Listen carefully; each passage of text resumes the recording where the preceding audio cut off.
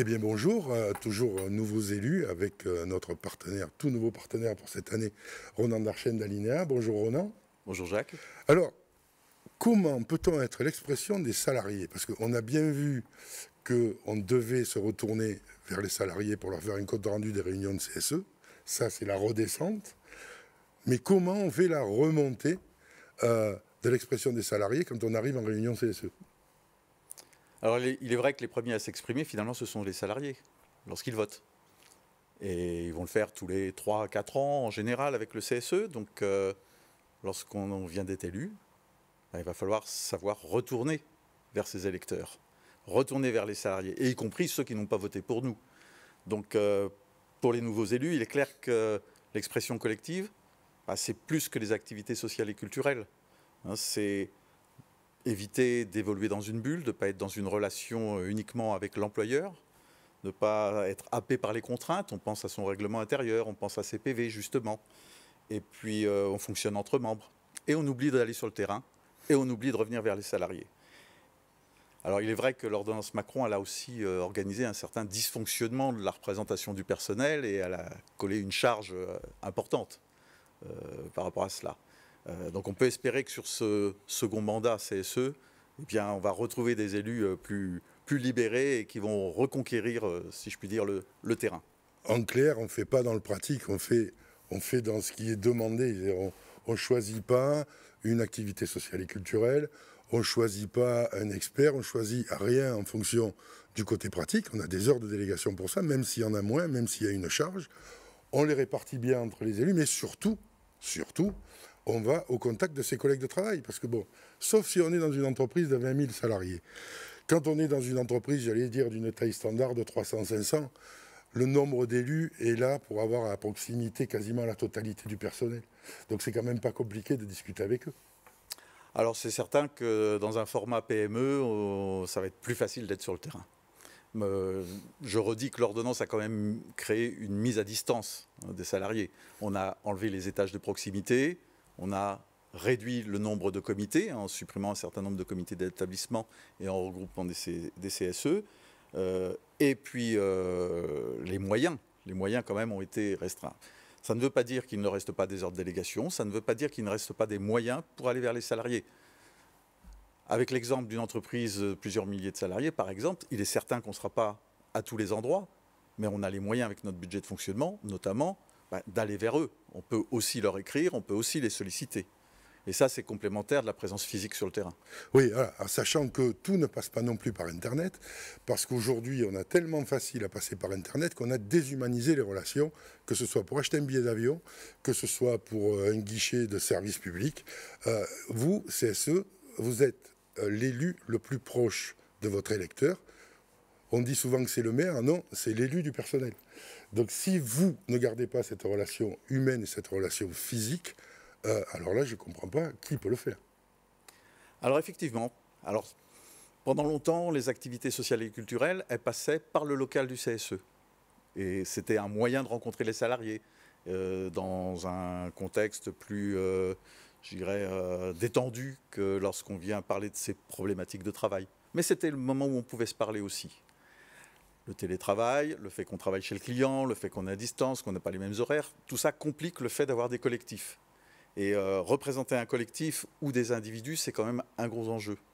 C'est un gros enjeu parce que passer de la plainte individuelle à la revendication collective, ou en tout cas la réclamation collective, c'est quand même quelque chose qui doit animer les élus du comité. Oui, alors on va pas les décourager tout de suite en disant vous êtes allés dans une galère. On va juste leur dire que quel que soit le motif, et notamment pour les activités sociales et culturelles, on ne décrète pas une politique des activités sociales et culturelles sans s'être retourné sur les besoins et les aspirations des salariés, par exemple.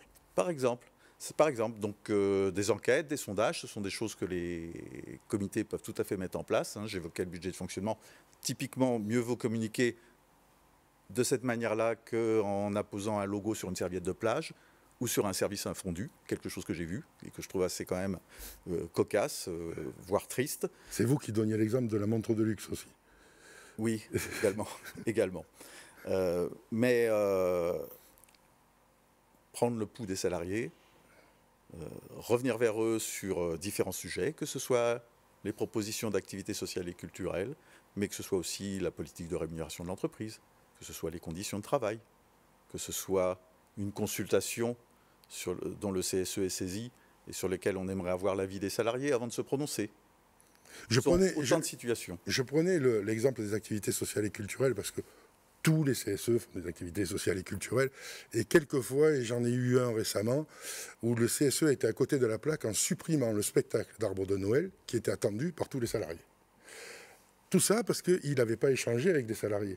Donc c'est pour ça que j'ai pris activité sociale et culturelle, parce que c'est caricatural. Mais effectivement, quand vous avez un PSE qui se déclenche dans l'entreprise, c'est bien d'aller voir les salariés pour savoir comment ils sont situés, et prendre le pouls de l'entreprise. Pour tous les chapitres des missions des CSE, n'oubliez pas que vous êtes des représentants. Vous n'êtes pas les décideurs, vous êtes les porte-parole.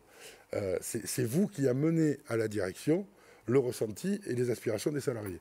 Oui, on évoquait par ailleurs la confidentialité, mais le risque est de fonctionner en vase clos et d'être dans une relation unique avec l'employeur et d'oublier les salariés. Alors non pas qu'on ne s'en préoccupe pas, mais qu'on n'ose pas aller les voir ou qu'on ne prend pas le temps d'aller les voir.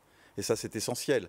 Aujourd'hui, lorsqu'on mène des négociations, comment imaginer mener une négociation sans faire des allers-retours avec le terrain? Alors, imaginez même que vous pourriez avoir une liste de négociations si vous êtes représentant syndical, délégué syndical en fin d'année pour les NAO, et qu'il y ait des aspirations qui soient chez les salariés que vous auriez pu porter à ce moment. Moi, j'en ai eu une quand j'étais délégué syndical.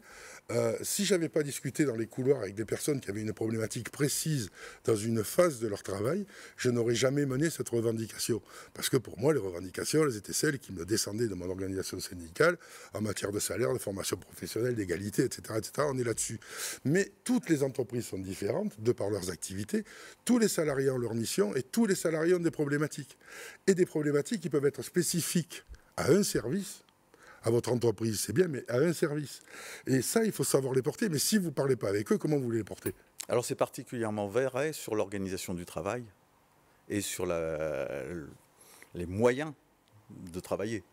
Ne pas aller observer, chose que l'on peut faire lorsqu'on fait les visites santé, sécurité, conditions de travail, mais qu'on peut faire au quotidien dans le cadre de nos ordres de délégation, c'est aussi le moyen d'aller voir les salariés sur leur lieu de travail et de comprendre leur travail et d'entendre les contraintes qu'ils peuvent rencontrer ou les initiatives, les propositions qu'ils feront. Parce qu'être au CSE et être l'expression collective, entendre les salariés certes, mais c'est aussi pour remonter des propositions à l'employeur. Et là aussi, très important, peut-être qu'il ne faut pas l'oublier, si vous êtes dans une entreprise où il y a des secteurs où vous rentrez avec un badge ou avec un autre, le représentant du personnel doit pouvoir accéder à tous les locaux de l'entreprise. C'est-à-dire qu'il n'y a pas de locaux interdits où votre badge ne vous permettra pas d'entrer. Si vous êtes représentant du personnel, vous devez pouvoir aller partout dans l'entreprise. Ça, c'est important, certains l'oublient. Tout à fait. Et j'ajouterais à tout moment où un salarié est au travail, donc y compris le week-end, y compris la nuit, je dois pouvoir aller au contact de mes collègues. Alors, c'est arrivé qu'un élu me dise « Oui, mais je ne peux pas aller à cet endroit-là parce que mon badge ne me permet pas d'y avoir accès pour ma fonction. » La fonction, c'est une chose, le mandat en est une autre. Il faut bien se dire qu'on est un salarié comme les autres, avec un petit truc en plus, c'est le mandat. Tout à fait. Et si des autorisations spécifiques, des équipements particuliers doivent être portés à cette occasion, je me plie au règlement intérieur de l'entreprise, mais je peux circuler. Mais il y a 0 endroit interdit dans l'entreprise.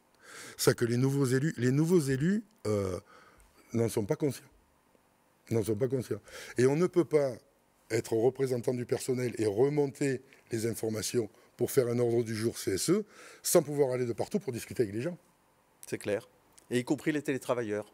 Donc il faut aussi que je puisse les joindre. Parce que c'est une des problématiques que l'on rencontre aujourd'hui, c'est de pouvoir joindre aussi tous les salariés. Alors là, la difficulté, c'est peut-être d'aller sur leur lieu de travail, qui est le domicile. Est-ce que le représentant du personnel peut taper chez un salarié en télétravail et dire « je viens boire le café pour voir dans quelles conditions tu travailles ?» Alors si je suis invité, pas de souci, voilà. Mais m'imposer, certainement pas. Voilà. D'où l'intérêt de pouvoir être en lien. Et une des difficultés est de ne pas avoir, par exemple, accès aux adresses professionnelles. Alors l'ambiguïté du télétravail, c'est que la maison, le domicile devient un lieu de travail où on peut être en accident de travail si on glisse dans l'escalier qui vous amène de la chambre à votre lieu de travail, ce qui est arrivé en Allemagne et qui est un cas de jurisprudence, mais n'est pas un lieu de travail comme les autres où vous pouvez, avec votre badge, entrer comme vous rentreriez dans un endroit réservé dans l'entreprise. Il faut que vous ayez une invitation du salarié à y venir. C'est un peu l'exception et l'ambiguïté qui est née de ce télétravail. Oui. Si je devais peut-être résumer, c'est dire que rien n'existe sans interaction sociale dans une entreprise. Donc le CE, instance de débat, les organisations syndicales, lieu de négociation. Si je ne vais pas vers les salariés, je ne porte pas effectivement l'ensemble de leurs demandes. Exactement. Je crois que c'est une très bonne conclusion. Merci Ronan, et on espère que vous, nouveaux élus, aurez bien écouté ce que vient de dire Ronan, parce que je pense que ça fait partie des choses qui sont cardinales dans votre mandat. Merci Ronan. Merci.